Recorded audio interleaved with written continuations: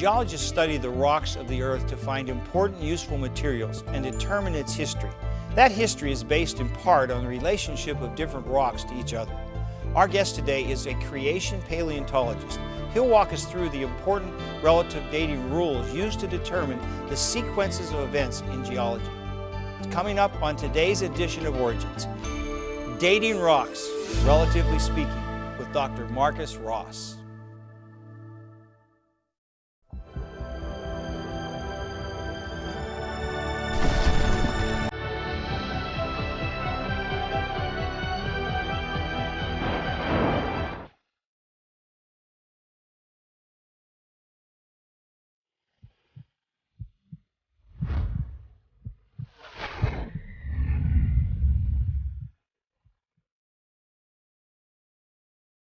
Hello, my friends, and welcome to Origins. My name is Don Chapman. It's my privilege to be your host. During this program, we showcased interesting guests who present evidence from science along with other important facts, validating the truth of creation and the accuracy of the Bible. Today's guest, Dr. Marcus Ross, received his PhD in environmental sciences from the University of Rhode Island, where he researched all sorts of fossils, including a group of extinct marine reptiles known as mosasaurs. Since 2005, he's taught geology, paleontology, and creation studies at Liberty University in Lynchburg, Virginia. He's greatly interested in the issues surrounding the creation-evolution debate. Dr. Ross, what a joy to have you here today. Thank you so much, Don. It's great to be back. I'm not supposed to tell you this because of our other guests, but you're one of my favorites. I'm so excited at your enthusiasm for creation science and the great job you're doing at teaching others that. Thank you. It's a real privilege to do it. So my passion is taking the scientific knowledge and information and putting it into bite-sized chunks that people can grasp, understand, wrestle with, and then come out with a little light bulb that just went on. Well, that's exactly what we're trying to do here in Origins, so I think it's a great fit. What are we going to talk about today? Well, today we're going to be talking about one of my favorite topics, and that is geology, and especially talking about how geologists date, how they try and determine the sequences of events that have happened in the rock record from an outcrop someplace where you're driving by the side of the road and you see all the rocks. How is it that geologists then take that and try and construct a history from that, both from an evolutionary perspective and an old age creation perspective, or from a young Earth creation perspective? Because the reality is the rocks are everybody's. And what we're arguing about is not so much what the rocks are, but what they mean. That's it, the meaning behind it. That's right. So today we're dating rocks, and we're going to learn how to date like a geologist. Now, I'm married, I've got 4 kids, so I've had some success dating as a geologist. And so I'm going to walk our folks through here, because what we're really looking to do with this is try and figure out one of 2 types of geological dating. Relative dating is all about getting the sequence and the order of the rocks in the right sections, worked out. Whereas another type of geological dating, radiometric dating, deals with trying to put numerical ages. So here, when we're going to be talking about relative dating, we're asking the question, what's older, what's younger? What happened first, what happened second? So taking a look into this, what we've got is how rocks are dated. And this statement here is kind of an important one. We've seen in books and at museums and libraries the geological column, this big tall sort of thing with a whole bunch of funny names on it that nobody can ever pronounce. Now that time scale was established on the basis of patterns of fossils that were found in rocks that one could trace from one place to another.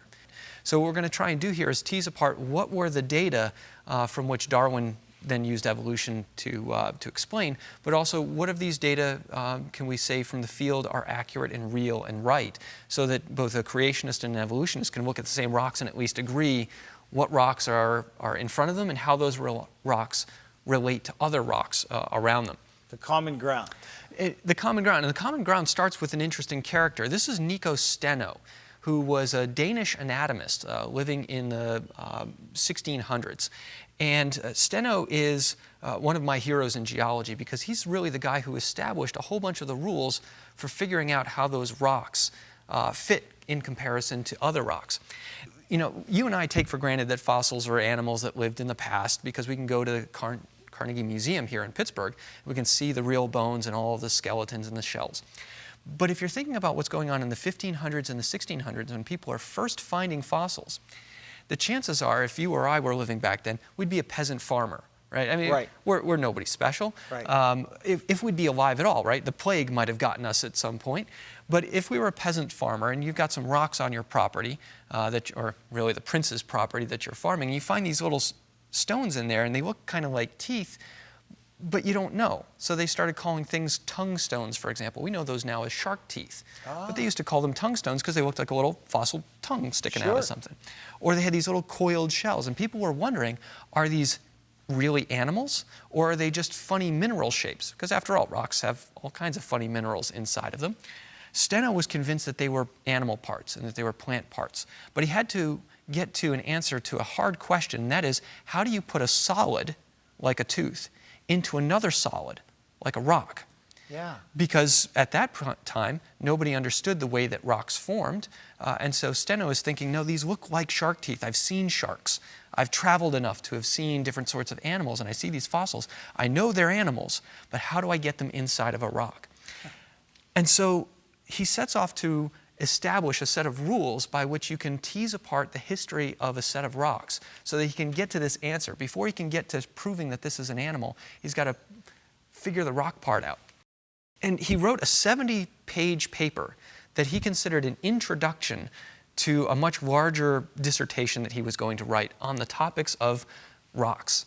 And in doing that, he starts giving us 3 important rules that geologists today use all the time in order to figure out the relationships of rocks to one another. Now, these rules work with the types of rocks that are sedimentary rocks, things like limestone and shale and sandstone that form by particles that fall down out of water and pile up. These are the sort of rocks that form because gravity's working. These sorts of rules don't work with things like granites, because a granite starts off as a liquid rock that rises up to the surface and kind of eats its way through a lot of things. So these 3 rules, or the first 2 especially, deal with rocks that are laid down in sequence, one on top of the other. Steno said the first thing that we have to know is that originally, rocks like sand and mud form in big flat layers. Because as water carries them, that water is able to move at a certain speed and a certain pace and carry certain materials, and then eventually drops them down when the speed changes. And so you create a layer, and he called this original horizontality. So if we're walking around the hills in Pennsylvania and you find some rocks that are tilted, well, heck, if you found some rocks that were straight, that would be amazing around here, but most of the rocks are tilted at some angle. Steno says they didn't start that way. They started out flat. God did not make tilted rocks. God made flat rocks. And so the tilting happens afterwards. So that helps us understand one set of sequences. The laying down of the rocks, followed by their tilting due to some other geological process. Well, if the rocks start off horizontal, then the next rule that he came up with, is really brilliant insight, was called superposition. So Steno said, when we find stacks of rocks, God didn't make the stack of rocks. Instead, the rocks formed in originally horizontal sheets, and they formed from oldest to youngest. And then the last rule that he establishes here is that if something cuts through those rocks, like a fault, and breaks those rocks, or you have a lava tube that slices its way through, then that happened after those rocks were already around. So Steno sets up these rules and then establishes a geological history for Florence. It's the very first time that anybody had written a geological history of any particular area. And Steno did this, and he's an anatomist. But he's trying to get to that question, how do I explain the fossils in the rock? So let's take an example. This is from my new textbook. All these different patterns represent different types of rocks. So these little stipple patterns here represent a granite that starts off as an originally molten material. The long squiggles here represent a metamorphic rock, such as something called a gneiss. Our little dot pattern, those are our sandstones, and we have silt, clay, and then the brick patterns are things like limestone. So we have our sedimentary rocks up over here, such as this one. These are all sedimentary rocks. And so we see that they're originally flat. They haven't been tilted yet. And so the question that Steno would have, though, is was this rock formed before or after this one? His rules of superposition would tell you, yes, that B had to come before E.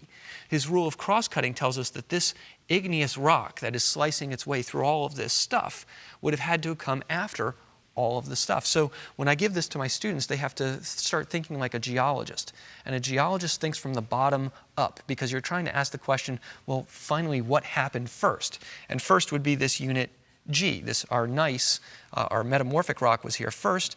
Then B would happen afterwards, and then E, and probably C and D after that. But then something interesting happens. We have A here, and A has got little pieces of the sandstone and pieces of the gneiss in it, so that igneous rock had to come around afterwards. It's another one of these geological rules. We call this one a rule of inclusions, because the rock that includes pieces and parts of other rocks has to be around only after the first rocks are there. So we might put something like A in here afterwards. And my students recognize that we have a fault that cuts through everything here except for that igneous rock. And so the fault has to happen afterwards, and that's H. And then we have our last unit here coming up through. So this is a way in which geologists start to try and tease apart in the field, and here we just represent it with a little schematic. So these are the rules for geological dating on a relative scale. Notice that I haven't talked about how old anything is in terms of millions of years or thousands of years. We're just getting them in the right order. That's right. We're just getting them in the right order. So this is the sort of stuff that geologists who are creationists and evolutionists can both agree this is the overall sequence. So when we're then taking a look at someplace out in the real world, we might look at something like the Grand Canyon or the Grand Staircase, which is the rocks as we continue northward from Grand Canyon up into Utah. Now, having been to Grand Canyon, the oldest rocks are crystalline rocks down here at the bottom. Things like the Zoroaster granite and the Vishnu schist are igneous and metamorphic rocks that form the core of the Grand Canyon. And then above that, there's an erosional unconformity, basically a big shear mark, and then we stack a whole bunch of sedimentary rocks on top of it. And it's pretty easy because since they're not tilted, you just kind of follow on up from old to young, and you get to the top of the Grand Canyon, and you're up at the Chinle Formation, a sandstone. Well, if you drive north and you get yourself out to Zion National Park, it turns out that the Chinle Formation is just underneath over here, and there's a whole bunch of rocks that are stacked on top of it. And they're not tilted or folded, so it's pretty easy to follow, and you follow this from oldest to youngest again, and then you follow out to the north again, you go to Bryce Canyon, and it turns out that the Dakota Formation, a sandstone that's got some dinosaur footprints, is at the top of Zion. It's at the bottom of Bryce, and you continue to move your way up through the whole sequence. And so what we find is that Steno's expectations and how he said this is what would work, works in the real world when you're able to see lots and lots of different rocks. And places like the American West are great because you don't have all these trees like you do out here in Pittsburgh. So when we're looking at sedimentary rocks, these are the sorts of things that help geologists establish the time scale. The time scale is based on those patterns of rocks that are found stacked in places around the world. It started in places like England, but we can do the same kind of stack and focus them around here. So a geological column looks something like this, where you've got these funny names like Proterozoic, Paleozoic, Mesozoic, and Cenozoic. Now historically, when Steno was working, Steno was a young Earth creationist. He did not think that the Earth was old. In fact, when he submitted his prodromos to the Catholic Church for them to take a look at and edit, it sailed right through. He put the rocks of Tuscany, Italy, in a biblical context in which he recognized 3 points of Earth history. A point of creation week rocks, stuff that was formed during the flood, and events that happened after the flood. These are the same divisions of time that we have. His matrix is creation, the flood, and after the flood. Yeah, and while I might disagree with how Steno assigned his rocks at that time, because hey, it's the 1600s, but the he was still worldview right. is the same. The worldview was entirely correct, and everybody who started in geology started with this worldview. The problem in history was that over time, they started thinking about this as a deep geological history. And now we're left with a young Earth view and a deep geological history view that are in conflict with one another, where the difference is they believe that the Earth starts about 4.5 billion years ago and ends at the present, whereas we hold to something like a few thousands of years ago. Now, we're in this spot, we're in this situation because if you accept that the Earth is billions of years old, but you want there to be a flood in Noah and something like that, then that means that Noah's flood has got to be at the very top of the geological column, basically on the soil and the dirt that we walk around. But the problem is, there's no evidence for the flood in the dirt we're walking on. And that's because, as Steno recognized, there's a period of time after the flood when geology is still happening. We're walking on post-flood dirt. We're not walking on flood dirt. So in the history of geology, the creation view was lost because this was adopted and they started looking for Noah's flood in the wrong place. Instead, what we have to do is recognize that the flood is not way up over here. That's all wrong. the flood is at least the Paleozoic and the Mesozoic, two big units that have lots of fossils like trilobites down over here and amphibians up through typically the age of the dinosaurs, right, in the Mesozoic. Those are our flood rocks. And so we divide this history into a couple of different units and hopefully do it a little better than Steno did, but working off of the same biblical principles that Steno had been working on. If I'm hearing you, you're saying that once the flood's over, there's still a lot of shaking going on. A whole lot of shaking going on. And that would be under the surface, not what's at the surface. That's right. We still have a lot of rocks up over here that mostly have our mammal fossils, things like our saber-toothed tigers and a whole lot of other things. But somewhere in here, and this is a point of contention for creation geology, we argue about where to put some of these boundaries. And that's only understandable because we're all looking at the data, we're all trying to understand what the data are, and we're not always going to be in agreement exactly where to put things. Okay, we've got to take a break. When we come back, I want to know, where do we get these names? Where do those come from? They're kind of foreign words to me. They must have some meaning. We want to talk about that. Absolutely. We're going to be right back, so don't you go away.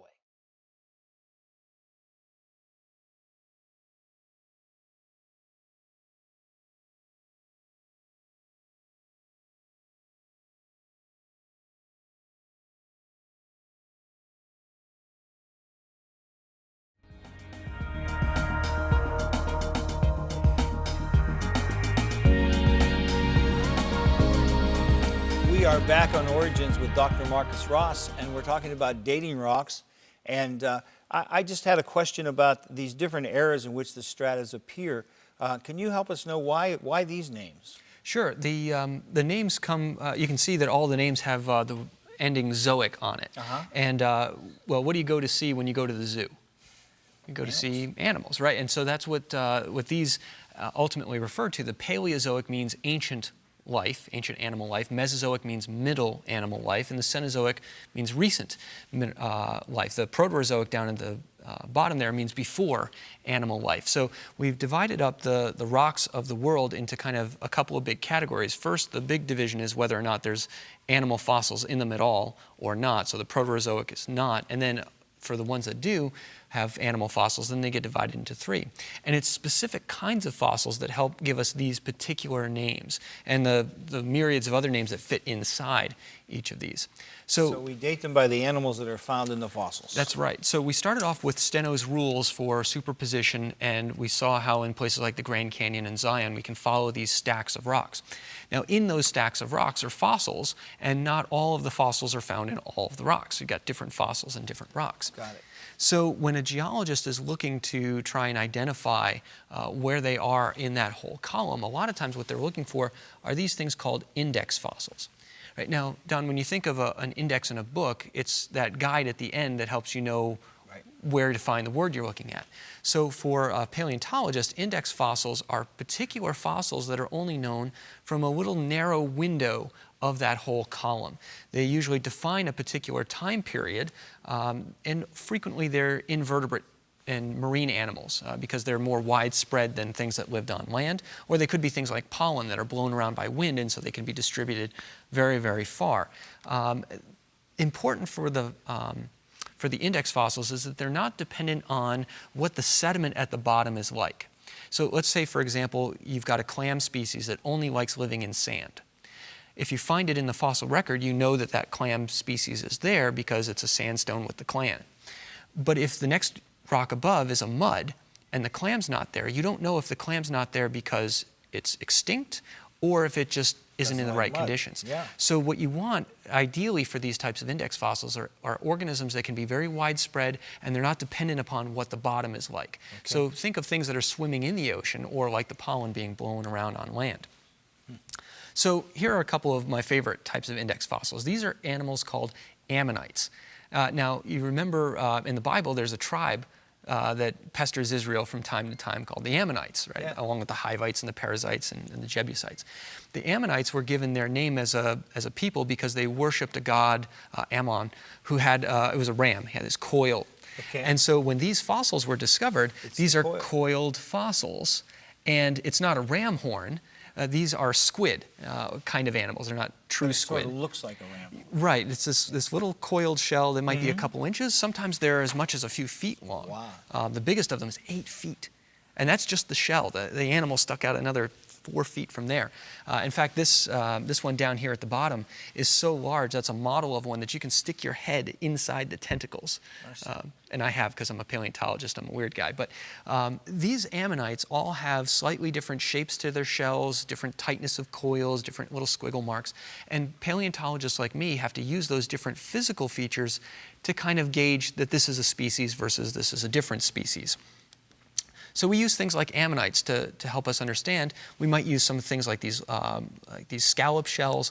The assumptions that go into this is that fossils, as Steno discovered, right, are organisms that existed for a certain period of time and they're locked in the rocks. The second part here, that the duration of the fossil approximates its time on the planet, is an argument from an old Earth, where they say that the reason that a fossil is found in only a certain group of rocks is because that's when it was alive. And it wasn't alive, it was already extinct before other fossils are found. Now, as a creationist who thinks that God created the whole world in 6 days, I might have some issues with that particular part of the assumption, but the first part of that definition, that fossils are organisms, everybody can agree on that. So this assumption requires that not all fossil organisms exist at the same time. That's an open question for creationists on that sort of thing. Now, when it comes to some of the other ideas about the timescale, the names and the ordering of the geological ages are based on the fossils. So this is a relative dating thing based on Steno and many other people's work. The fact that I can call something a Cambrian rock is on the basis of what fossils are found in it. Mesozoic rock, a Jurassic rock, is on the basis of different types of fossils. So the dates, though, those things like how many millions of years it lived, those came in much later. Those were not things that Steno brought in. Those aren't the early geologists. That happened much later on in time. So we can think here for a moment, looking at this geological column. Right? It's got Paleozoic, we just saw that name. We've got Mesozoic, we've got Cenozoic, so those are the eras. And then inside you have things like your Cretaceous period, your Jurassic period, and your Triassic. So there are subdivisions. And in those areas, we have certain types of fossils that are frequently found, like dinosaurs and the ammonites, my mosasaur fossils that I studied for my PhD. And so what's important here is that we have the data in the middle, and on each side, we have the interpretation of those data. From a biblical perspective, we're looking to understand how these rocks are formed, when they're formed in geological history. Is that during creation week? Is that during the flood or the post-flood period? My colleagues, who are old earthers, think that these same rocks are interpreted according to a millions of year period of time. And so what we can agree on is the pattern. We can agree on the arrangement of the rocks and where the fossils are and what the fossils are. Those are the data that God has provided for us. Our interpretations can be drastically different from one to the other. So what can we say? Kind of the take home for somebody watching this. One thing that we can say is that the rocks of the world can be placed in a relative time order. That's something we can do. And every time you go out to a rock and you map it and you measure it and you discuss the fossils and identify what they are, you're testing that hypothesis. And so in that part, geology is a standard empirical science. What we can also say is that these relationships can be traced across small areas, like little rock outcrops around town, or places like the entire state of Utah and down to the Grand Canyon, and across continents even. So the relationship allows us to reconstruct the events in the past. And that, for us as creationists, means that we can help to try and reconstruct what was going on during creation week. What rocks were formed then? What rocks of our world were made by God? That God said, "Let there be," and there was. What rocks were formed during Noah's flood, and what rocks were formed after Noah's flood? All of these are different questions that we can then go out and investigate and are hypotheses to test as we go out into the rocks themselves.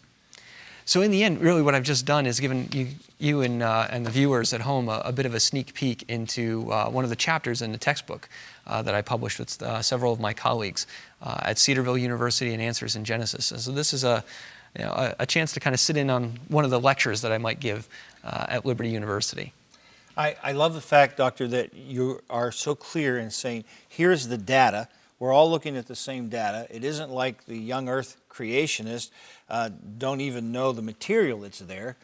We're all working with the same thing. Yeah. And it fits just as well into your time frame as it does theirs. Is that fair to say? I think it does, yeah. Yeah, and I'm thrilled to see the cooperation between these good guys working together. So thank you for what you're doing, and it's a tremendous privilege to have you here, and you're making a great contribution, not only in the field of science, but to those who want to hold their faith and still look at science seriously.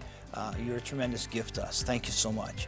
My friends, you know, you can look at the data of science, and if you really look at the facts, if you look at the rocks, there is nothing there that keeps us from seeing that it should be your worldview, that God created you. And that's His view, it should be yours, and it's certainly ours here at Origins. I hope you'll join us again soon. We'll continue to bring you great guests like Dr. Ross, and I think it will deepen your faith, and it will give you a confidence that, in fact, God has made this, and you can study it from a scientific perspective and hold on to your faith. Hope you'll join us again soon here on Origins. Until then, God bless you, my friend. Thank you for watching this edition of Origins. For a DVD of this series, you can order online or send a $12 donation to cover shipping and handling, and write to Origins Program number 1705, Cornerstone Network, Wall, Pennsylvania 15148. If you'd like a copy of the PowerPoint information presented today, you can download an episode guide at originstv.org.